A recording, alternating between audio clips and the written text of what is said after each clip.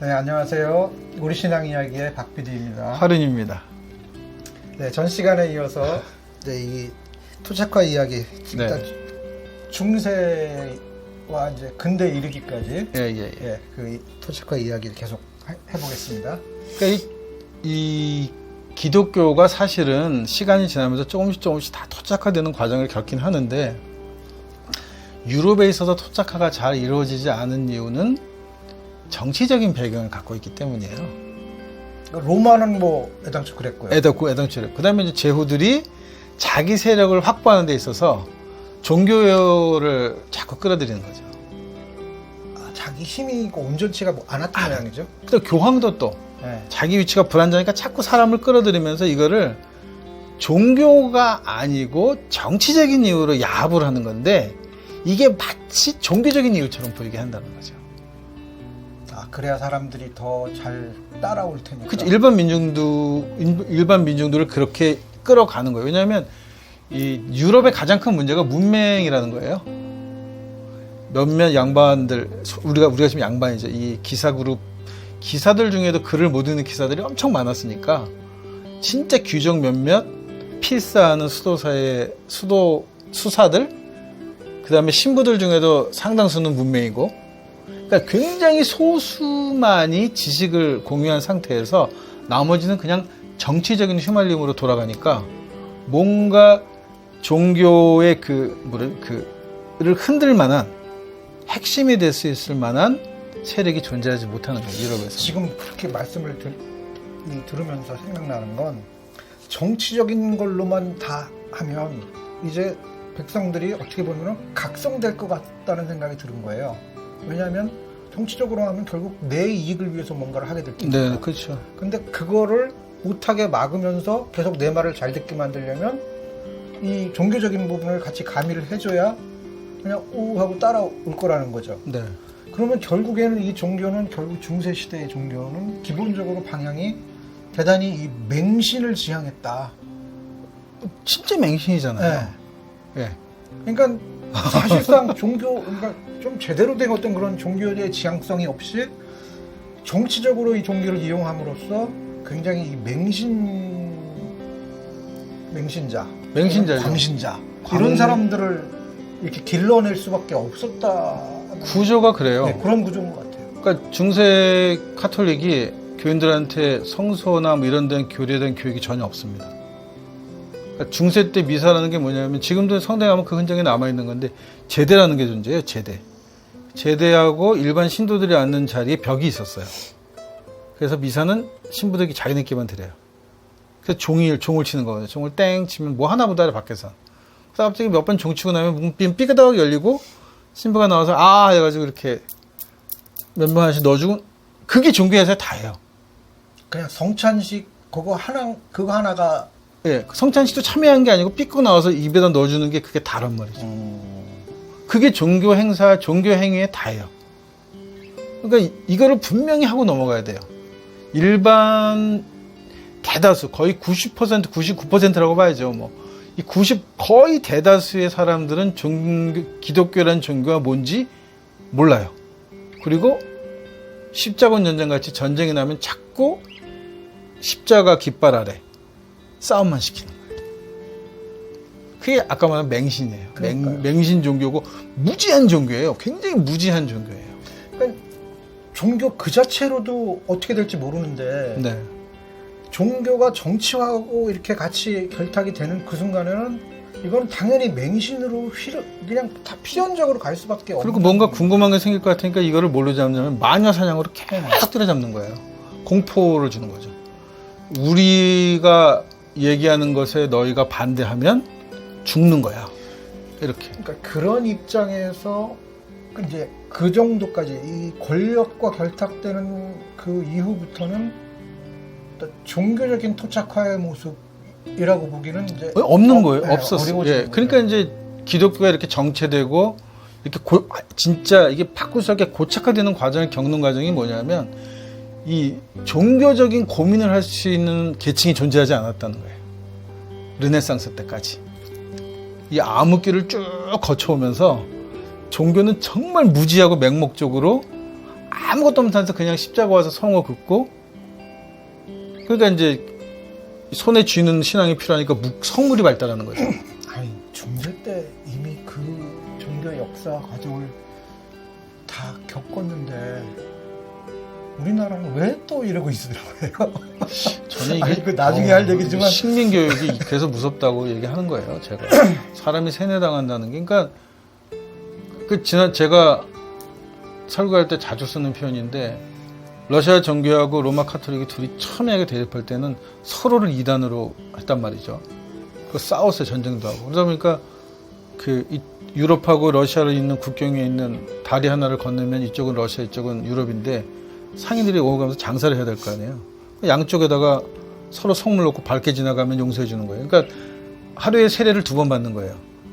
건너가면 성물 받고 지나가서 유럽 쪽에 들어갈 때는 카톨릭 사제한테 세례 받고 활동하고, 저녁에 퇴근할 때 돌아오면 여기 와서 성물 받고 지나가서 동방교회 사제한테 세례 받고, 이런 일이 비일비재하게 벌어졌는데 의외로 상당수가 여기서 순교해요. 일반 백성들이 안 하는 거예요.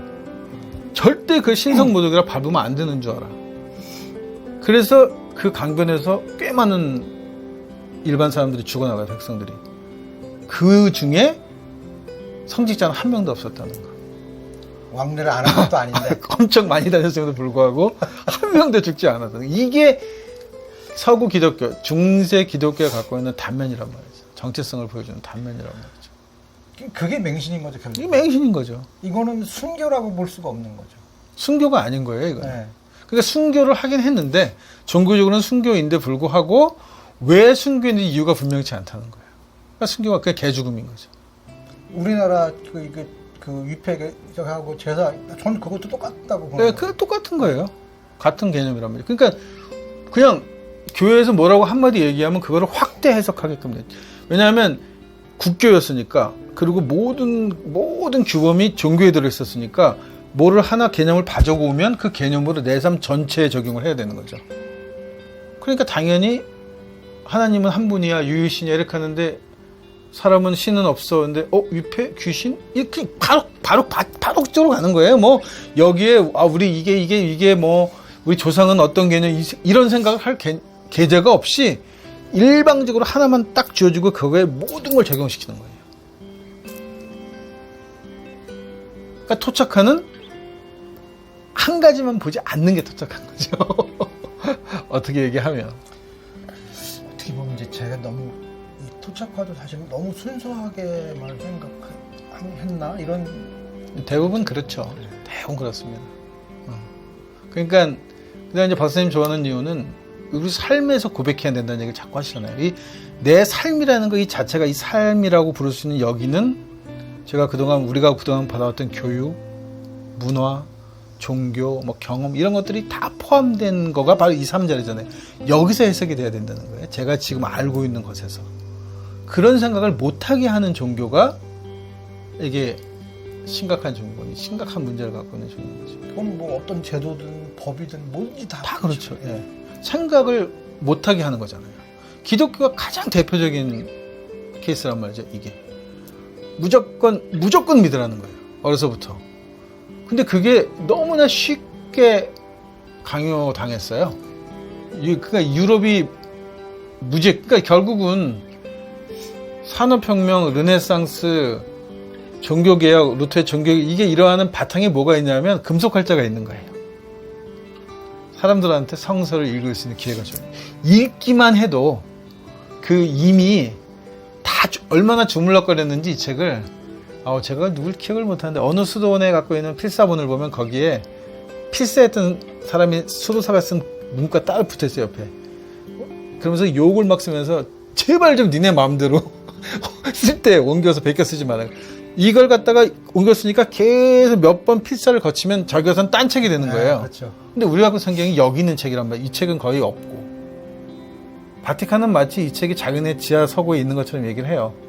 근데 모르겠어요. 있으면 내놓을 텐데 왜 안 내놓을까?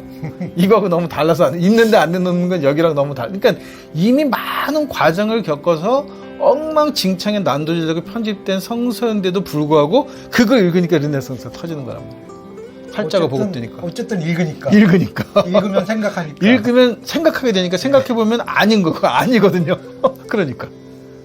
그러니까는 그러니까 듣기만 했고 그것도 제대로 다 듣지도 못했고 네. 그렇게 믿어왔던 건데 이제 이게 활자가 나오면서 읽게 되니까 내가 생각을 할 수 있게 되고 생각하다 보니까 이게 아닌 것 같고 이러면서 이제 문제가 터지는 거죠. 네. 그러면서 이제 그게 또 폭발적인 역할을 하죠.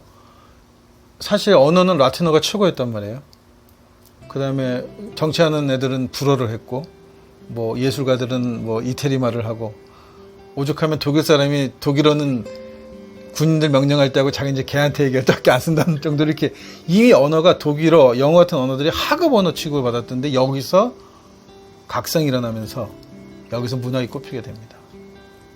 그러니까 결국은 뭐냐면 자기네 언어로 자기네 이야기를 하기 시작하는 거죠. 이게 뭐로 발전되냐 하면 신앙을 자기네 이야기로 하게 발전하게 되는 거예요. 그러니까 금속 활자의 발달이라는 거는 결론적으로 얘기하면 사고의 발달을 얘기하는 거고, 생각이 커지면서 기독교가 한결같이 얘기했던 것들에 대한 생각을 단지 언어만 다른 언어로 읽는다는 것만으로도 토착화가 일어나기 시작한다는 거예요. 그러니까 생각만 할 수 있으면 사실은 다 가능한데 생각을 못하게 하잖아요, 교회가. 그러니까 우리는 주일날을 빼먹으면 하나님의 시간을 도둑 맞았다고 배웠고, 11조 안 하면 하나님의 돈을 떼먹었다고 가르쳤잖아요. 그러니까 그렇게 죄의식을 심어주는데 이게 가장 효과적인 방법인 것 같아요. 사람을 통제하는데. 가장 단순하니까요. 네. 근데 그거를 너무 잘 먹혀요, 문제가. 죄의식 심어주는 게.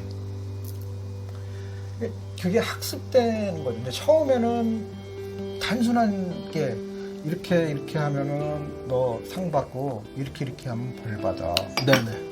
그리고 시범 케이스 몇 명 보여주고. 그러면은 이제 그게 이제 이른바 공포 마케팅이 되는데 그 마케팅으로만 끝나는 게 아니라 이제 그것이 학습을 통해서 그런 식의 삶의 학습이 되는 거죠. 신앙의 학습이 아니라 공포가 삶의 학습이 되면서 이제 내면화되잖아요. 그럼 이제 그거는 그다음부터는 자동으로. 그러니까 저희 어렸을 때 학교 다닐 때 반에서 돈이 없어지면 담임이 들어와서 전부 책상에 무릎 꿇고 앉으라 하죠. 눈 감으라 합니다. 선생님이 지금 손 들면 용서해 줄게. 그렇게 얘기하고 정말 순자이가 눈을 꼭 감고 있단 말이니까 손든 사람은 이따 교무실로 와. 이렇게 하면 범인이 찾아진 건데 범인이 안 찾아서 그러면 운동장에서 뭐예요? 뛰게 한단 말이죠. 결국 누군가는 우리 교실 안에 누군가 물건을 훔쳤다는 거예요. 이거는 그냥 상상이지 얘가 돈을 안 갖고 왔을 수도 있고 잊어버렸다고 착각할 수도 있고 다른 반에 가서 가져갈 수도 있고 전혀 누가 범인인지 모르는 상황인데 아이들 중에 너희들 중에 누가 하나가 범인이라는 거예요. 그렇게 해서 애들을 몰아넣으면 애들은 분명히 우리 중에 누군가 하나는 그러니까 서로 증오하게 만들고 의심하게 만들고. 그게 종교잖아요.